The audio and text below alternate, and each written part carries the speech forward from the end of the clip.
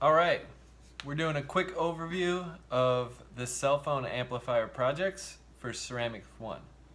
So, quick overview of our requirements for this project. Size requirements. It must be under 10 inches. That's either height-wise or width-wise. It has to be under 4 pounds when you're done with it. I would prefer it under 3, but 4 pounds is the max.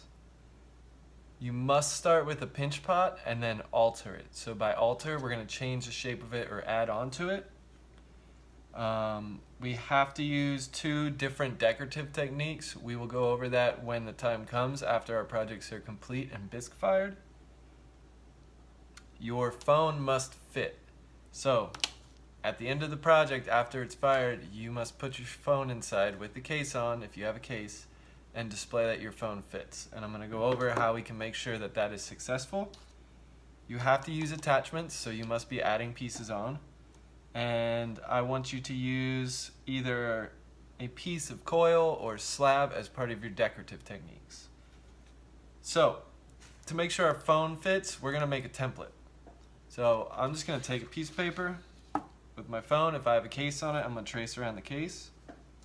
And I'm going to trace around it.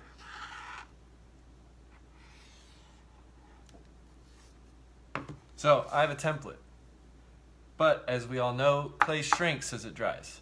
So to give us a little extra room, I want to add 20% phone size to here. So I'm going to take my ruler. I don't have a ruler, but I have this, my measuring tape. My phone measures 3 1/4, so I'm going to put 3.25. Now, in order to find out what 20% extra of that would be, I'm going to multiply that by 1.2. So that's going to add 20% to it. So mine is going to end up being somewhere shy of 4 inches. So I gave myself even a little extra room because this is my old phone and my new phone's up there. So I want my hole for the phone to be 4 inches, and that should give me plenty of room for my phone to fit in even if it shrinks. Step 2, you guys are going to complete your full colored sketch. So my original design was this one. I was going to do, he kind of looks creepy, Dobby from Harry Potter, but I changed my mind and I decided I wanted to do Groot. So I'm going to start with just his head, and if I have extra time with the project, I might make the body. And you guys are required to hand in a final sketch that's colored exactly the way you want to see it, sizing written on it, so I have 5 inches up here. My design, which we'll talk about later, and then a mini sketch of another view. So this is my side view. And then I have a little picture of where my phone's going to go in up top. We've already been over how to pinch, so I already started my project. Start with a bigger pinch pot. So I started with more than we started with for our first project. I made my pinch pot a little extra wide so that I knew that this phone would fit in there. In case you forget pinch pot, I'm going to make the top piece right now. So I take a sphere of clay. My clay is pretty solid, so I'm going to be extra careful, and I'm going to use my thumb on the inside, fingers on the outside, and I'm going to pinch it. Now I want this one to be wider because basically what I want to do is I want it to come up here and go over. So my plan for Groot, I have about this much made right now. I'm going to add the top piece on, and I want it to be kind of flat along the top. And then the little tree bark that comes off his head, I'm going to use a slab. So I'm going to roll out a piece of clay, which I'll show you, like this, and cut out my shapes, and then I'm going to attach it on the exterior. But first, I need to finish my pinch pot. So I finished my second pinch pot, but I think it's taller than it needs to be. So I made it a little too tall. So I can simply take my needle tool or my knife, and I'm going to trim some of that clay off because I think it's unnecessary.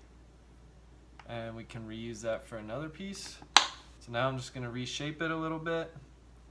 And then we're going to attach Groot's head. So if you guys remember, in order to attach these successfully, and especially these pieces because they're tricky, I have to slip and score. Scoring is the act of scratching along the rim. Scoring is the act of slipping along the rim. scratching along the rim. I can't get my words right. So I'm gonna go and rough up this. And remember, this is gonna help those two pieces of clay lock together. Especially because at the current moment, when I attach this, I'm not gonna be able to get on the inside and smooth that seam out because my piece is gonna be a solid sphere. I'm gonna cut a hole in the bottom later, but not right now. So I scored that piece. I'm gonna score what's gonna attach to it. So I'm going around the edge with my scoring tool, roughing that clay up. And then I'm gonna take my slip and put that on one of my pieces. I'm gonna put it on both of mine because my clay is a little bit dry. So I wanna make sure it adheres well. And I missed a spot. So I want to fit it on there. Now, my top pinch pot's a little small. But what I'm going to do is I'm going to take my finger and smooth over these seams. But I want to be careful not to squish the shape, especially if the clay is soft. But what I can do later is if there's a little bump or an uneven line, I can take some clay and add a coil, wrap it around there and attach it and smooth it through while it's still soft. So I'm gonna smooth this clay out really quick until I have my general shape for his head done. Now it's not gonna be perfect at first, but that's why we are going to alter it later. It is clay, I can change its shape as I go.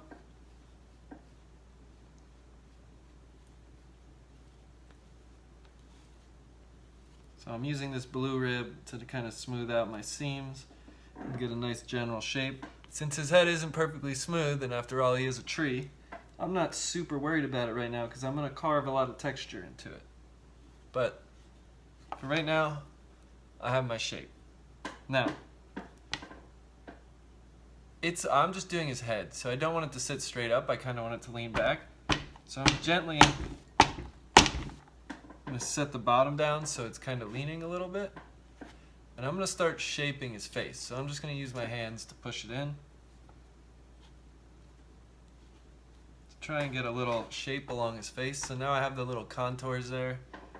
Now if I do the eyes, I can simply roll out a piece of clay and cut a sphere off and attach them on. So how I'm going to do eyes, I'm going to take my little sphere, cut it in half,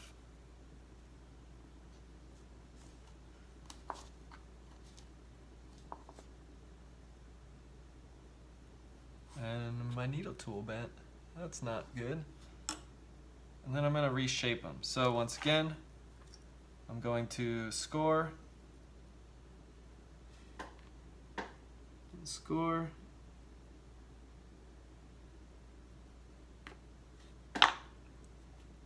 get my slip on there.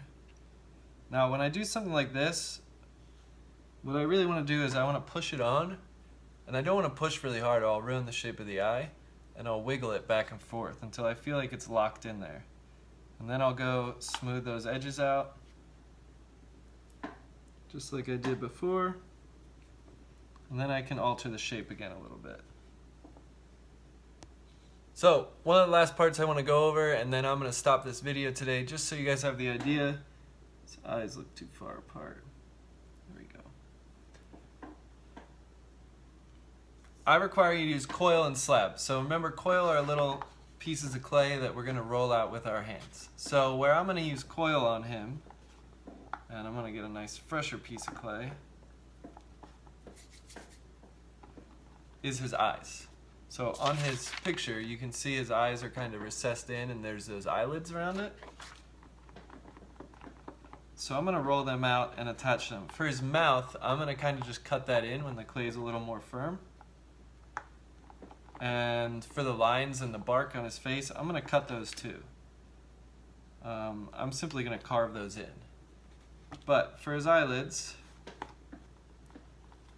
I am Groot. I'm going to attach them like this. So I'm going to do one on the top and one on the bottom. And I'm going to brush, so Mr. Sheriff not listening to his own advice. I'm going to score them both, get my slip on there. I'm going to push it on where I want it. So I'm going to wrap around the eye socket, and then I'm going to smooth them on the back side, but leave this part alone so that I still have that eyelid on there. And I might add another one later if I want a little fatter eyelid.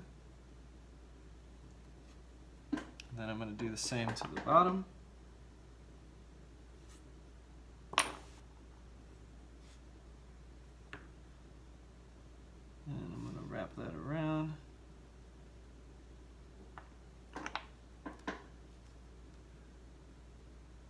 So I might have made his eyes a little too fat, which I can carve some of that out later. We'll see how I feel about it. But I'm going to smooth the bottom of that eyelid down and kind of shape it with my finger. And once again, I think his eyes are too far apart, so this one we might try to squish over a little bit. Okay, now if I'm going to do the spikes or the bark coming off his head, I'm going to roll a slab. So we're going to use a rolling pin. My rolling pin's a little weird, but mine looks like this. But all we're going to do is roll that clay out, and we'll use those wooden bats on the side to give us a nice even thickness. I'm going to roll it out evenly, flip it over, roll it again. If I roll it too hard on one side, it's going to stick to our table. So I want to make sure I'm rolling it over, and then smooth it out with my rib. So this is called a slab, just a big flat piece of clay we're going to cut out in a shape. These are called coils. So we're going to work more extensively with them later in the year, but I would start to cut my shape out. So this part might go up here, it's a little too tall. So I might add this piece here and go around, and then my other piece I think we're going to attach. Oh, that fit perfect. Here, almost looks like a crown. And then I'm going to attach them just the way we did before, but what's going to be different is kind of like the eyelids. So I'm going to score this really well. Now we're going to have to be careful with this piece because it's going to be fragile because it's hanging off the head.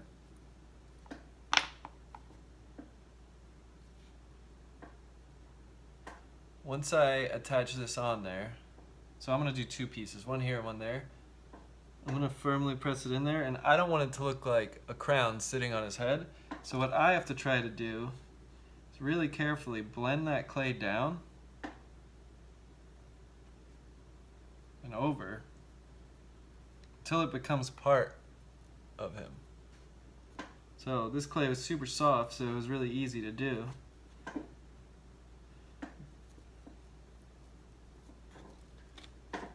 So it's blended in now, and it's become part of his head. So you can't even tell that I added it on or that it's a slab. Now this one's a little firm, so I don't know if it's gonna work, but let's just try.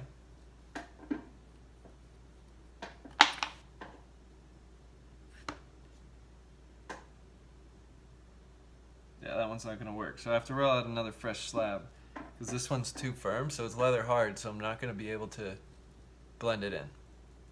But other than that, for now, that's pretty much everything we're going to do. The only last thing I have left is that I want to take my template from my phone, extend it to 4 inches. So instead of extending it, I'm simply just going to take my ruler, and it's pretty much the length of his entire head. So what I would have to do is come in here, and I want to do this while it's still relatively soft. And I am going to cut my phone hole out. Now we're going to have to alter this part. So this is the most important part. Everyone cuts it at an angle like this, which makes the space smaller because the phone can't fit in. So we want to make sure it's straight. So I'm going to trim off those insides. And now my phone can fit in. My mouth is going to be where the sound comes out of. So I'm going to carve that a little bit later, but as you can see, my phone has plenty of room to go in. It's not touching the clay at all, so I can go all the way down if I want, but the clay is wet, so I don't want to. But if your phone, while the clay is still wet, is snug and it's not going in there, it's going to be a problem later, so we need to make sure we fix that before we go too far. So one of the most important things, make sure your project is wide enough for your phone to fit in. If you have a giant phone, it's going to have to be wider at the top. Last thing I want to go over is carving. So you guys kind of learned how to carve. We can use the carving tools, or I'm just going to use the needle tools. But I would start, when I finish this whole piece, I would start carving the lines in for Groot's face. So I drew them on my papers so I know which way I want them to go. I'm just drawing them on with the needle tool. I think I would prefer to carve them in a little deeper to give me those little bevels. And then his mouth. So he has kind of like a smile. I don't know if that was centered because I did it upside down. I would use my carving tools to start removing clay. I want his mouth to be kind of hidden, so we'll see how good the sound comes out. I'm going to experiment with it and see if a small hole makes a difference, but I want to cut something small and kind of push the bottom of the mouth in and bring this top lip over, and I want to see how the sound works out of there. We can test it out before the clay goes in the kiln, but it's going to echo louder when the clay has turned to ceramics. But pretty much that's it. So at this point I'd get to decorating, and as soon as we're done with these, we're going to fire them, and then we're going to glaze them afterwards. So always make sure that your design goes all the way around. If I wanted to later, I could remove some clay out of the bottom since it's sitting on the table. And since mine's leather hard, I'm going to do it now just to show you, because this clay is unnecessary. So now my piece is lighter. I can go in and smooth those seams out where my pinch pot's attached on the inside to help it stay together. And I have to use less clay, and we can recycle this, or I can use this stuff for something else. But that will not affect the sound because that's on the table. So my phone's going to go in this way, the sound's going to bounce around and hopefully come out of his mouth, and we'll see what it sounds like. Good luck. Alright, almost final product. I don't know how I feel about his eyes, but I wanted to try something new, so I pushed his pupils in, but I think he looks too much like a bug now. But there's my Groot. So I did it pretty quick so I could get this video done, but I added the texture in with the needle tool. This is where the sound will come out of, hopefully. I kind of pushed his face in a little bit, added his hair up there, and then my phone's face is right there. And the way he will sit on the table is just like so, and it's pretty steady.